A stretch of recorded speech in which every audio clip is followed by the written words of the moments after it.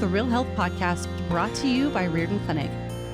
Our mission is to bring you the latest information and top experts in functional and integrative medicine to help you make informed decisions on your path to real health.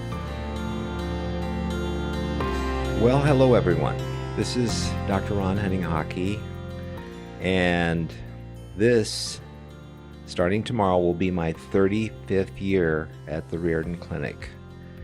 And I've been asked to reflect on what this means for me. And of course, I'm profoundly grateful, first of all, that I've had the opportunity to get to learn so much as a co-learner. And being a co-learner took a tremendous amount of weight off my shoulders, because I know most doctors feel like they walk into the room and it's their job to fix people. And my job here is to co-learn, or to work with people to help them figure out what it is that's keeping them from getting well. And so it's detective work, but it's the two of us working together, as opposed to me having the unrealistic expectation of solving their medical problems. Because what we've found over the years is that everyone has a story. Most diseases actually involve a story in their life as to what has happened, what has burdened them, what excesses or deficiencies they've encountered in their life, and that this has built up into the point to where it shows up as a physical or a mental or even a spiritual illness. And as someone who's trained in holistic medicine, I don't mind looking at the spiritual dimension in the sense of the holistic dimension of that person, because what I've found is that most of the illnesses that people come with are fairly complicated, involving other people, involving jobs, children, financial. So it's not just a straightforward, I've got headaches. It's like, okay, what are some of these root causes?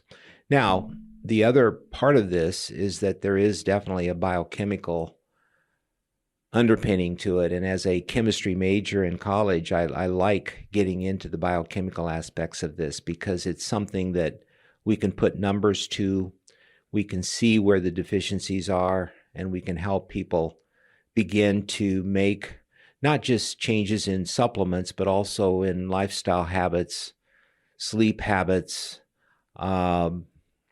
relaxation habits, because it's the habits in our lives that can get us into trouble, but they're the things that can save us. Because if we can learn how to derive better habits, we can actually enhance our health and well-being and reduce our risk of illness in the future, and more effectively deal with the day-to-day problems and symptoms and illnesses that otherwise drag us down. So for me to be here and to learn all that on a stage of day-to-day practice, this is the practice of functional medicine.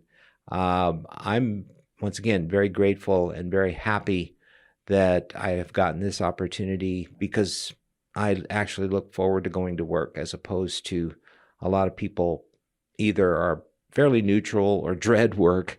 I actually look forward to the challenges of the day, and am very happy when people walk out feeling better than when they came in. And that's always my goal, is to help people feel better and do better for themselves.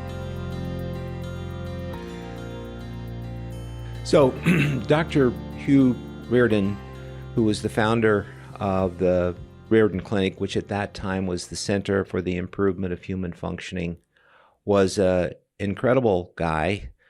He could be a tough guy, but I've always had tough mentors in my life, and I'm very thankful that I have, because I knew his intention was always good.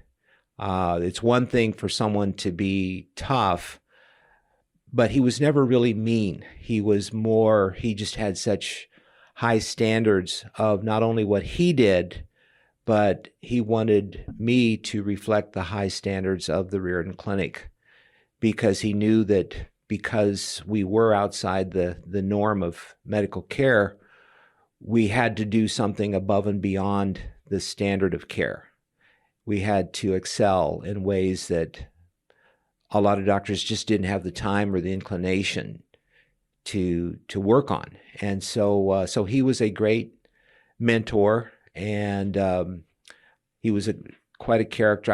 I do have to mention that without Mrs. Olive Garvey, who was really the other founding individual, Mrs. Garvey probably had the vision, and Dr. Reardon had the know-how to take that vision and put it into everyday existence in terms of raising the money, seeing the patients, administering the whole staff of the Riordan Clinic, and actually going out and explaining to the public what we were all about, which was a full job in and of itself, because functional medicine is a lot different than conventional medicine, even though patients make appointments and come in and see the doctor and go through their complaints and concerns, and testing is done.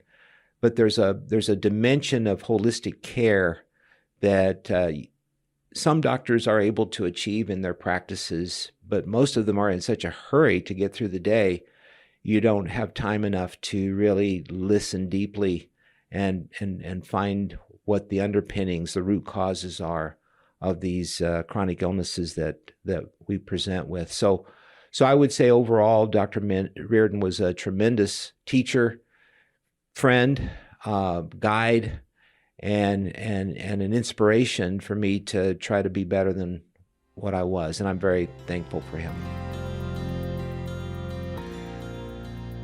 So family medicine is probably the most holistic of the various specialties. I mean, it's a specialty in generality. And the reason I went into it is because I went to medical school with a profound interest in wellness. In college, had gotten interested in the concept of people working to help themselves be healthier and to achieve a higher level of wellness. And I kept looking for that in medical school. And medical school is about illness and more specifically about disease, making a diagnosis of disease. The diagnostic process itself can be quite challenging, and then developing a treatment plan and getting people started on primarily pharmaceutical interventions or surgical or some other procedural intervention. And that was all very challenging, and I think for me it was a very important foundation. Without my background in general practice, I wouldn't have had the stability to kind of understand how to deal with patients, because we are responsible here at Riordan Clinic for identifying, like, appendicitis. Okay, appendicitis, you need more than just a vitamin C infusion. If you've got acute appendicitis, that could be that could take someone's life if it was ignored. So we try to provide a kind of a safe landing for traditional medical care in our practice, and we refer immediately if a patient has a more serious acute illness. But what we focus on is complex chronic illness, and there is that dimension in the family practice training and care that I provided. I was actually the medical director of a nursing home for 5 years, but one of the trends that I saw is that patients in the nursing home, and some of my patients too, were being seen by multiple specialists, and each specialist was putting them on a different medicine, and they weren't always talking with one another. And one medicine was causing side effects for another medicine, which was causing side effects for another medicine, and pretty soon these individuals would be on 10 to 12 medications, polypharmacy. And I felt like if they would have a really good nutritional evaluation with laboratory testing, we could identify what some of the root causes were and actually help them get off of the extra medication and get more onto lifestyle changes that would be better for their overall health and well-being. And so this was not really possible in my family practice program, even though we did have a good wellness program and it gave me a good lifestyle foundation, exercise and diet and, taking care of your psychology.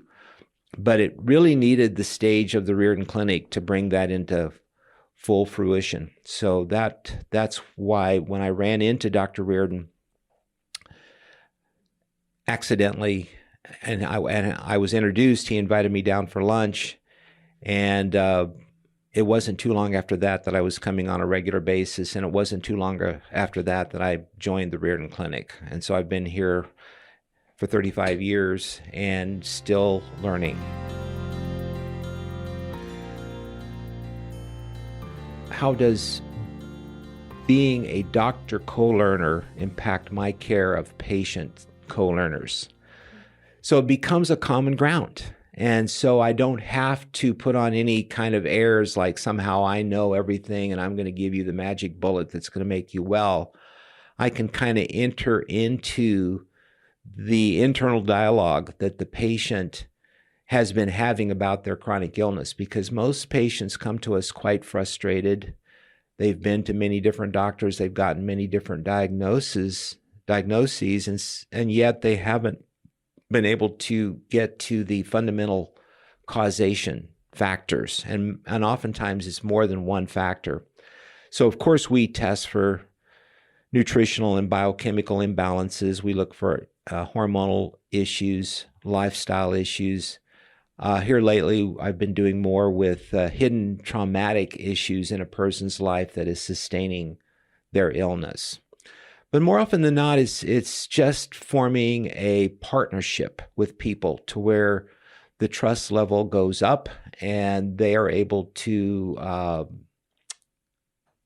reveal more about their illness than maybe they felt inclined to do with other practitioners. And so that level of deeper sharing helps us to identify these causative factors and to start to make changes so that they are able to take better control of their lives and make better choices and read more books and learn how to become a more effective co-learner themselves. So in many ways, I'm trying to model for them what it is I think they should be doing. And so, and that was something else that Dr. Reardon had taught, was that don't prescribe anything that I myself have not done and experienced and found to be helpful and effective.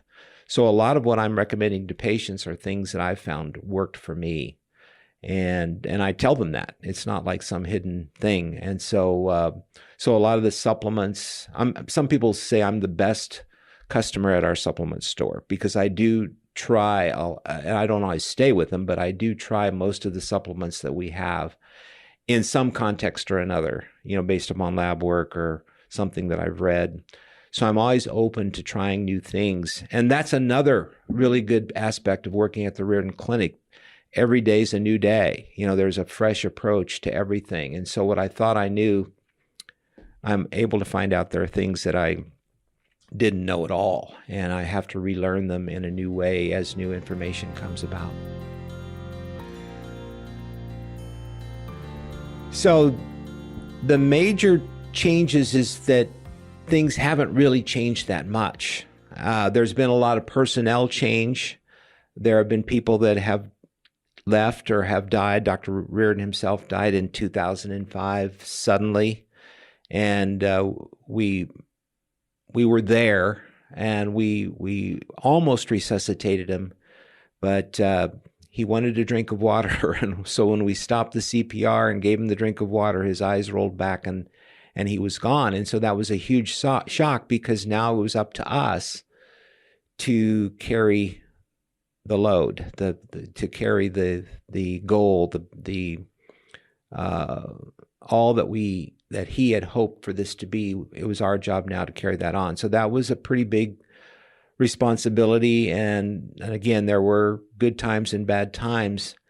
But I would say what has made it better is that the basic theme of the Riordan Clinic, the Center for the Improvement of Human Functioning, has attracted people who really want this innovative endeavor to succeed.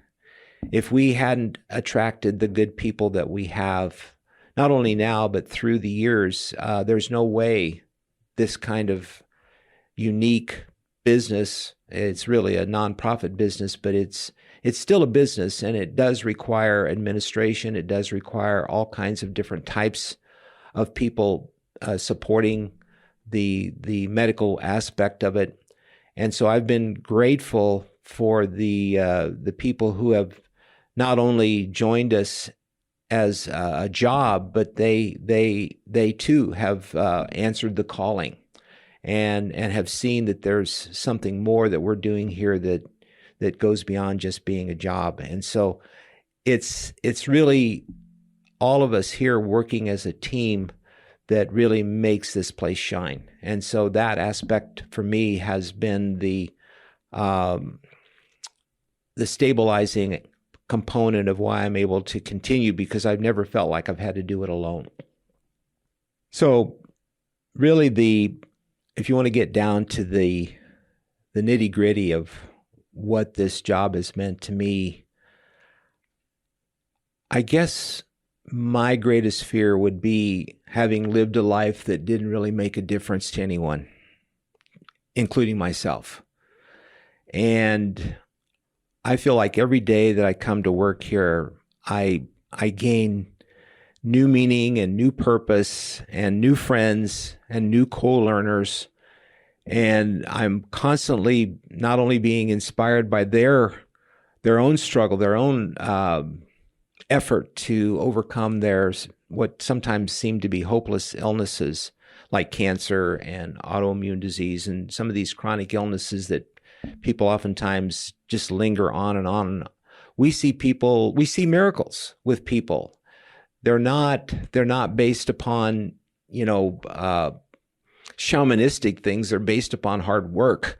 They're based upon the fact that people are willing to dig into their lives and make the changes that will help them change their biochemistry, change their metabolism, change their diets, improve their sleeping habits, get exercise, look deeply into their own souls about what's really important to them and what they need to do in their life to make a difference for themselves and for others. And so it's that aspect of not only being there for them, but also helping inspire in them a feeling that they too can heal and make a difference in their lives.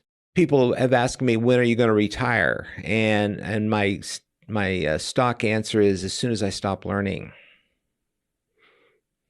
So I don't know when that's going to be, because it seems to be pretty much ingrained in my day-to-day reading and work with patients and looking up new things, trying new things. So there'll be some time, but it's probably not in the near future, and it's going to be probably more greater flexibility as time goes on, so I can do other things for the Riordan Clinic. I'd like to spend a little bit more time getting this message out to people, because I think there's a lot of people out there that are hungry to find a place like this, but they just don't know we're here. They know we've got these domes and the pyramid, and they say, gee, that's kind of weird, but they don't know what goes on inside. It's what goes on inside that matters in the final analysis. Thank you for listening to the Real Health Podcast. If you enjoyed this episode, be sure to subscribe and leave us a review. You can also find all of the episodes and show notes over at realhealthpodcast.org. Also, be sure to visit riordanclinic.org, where you will find hundreds of videos and articles to help you create your own version of real health.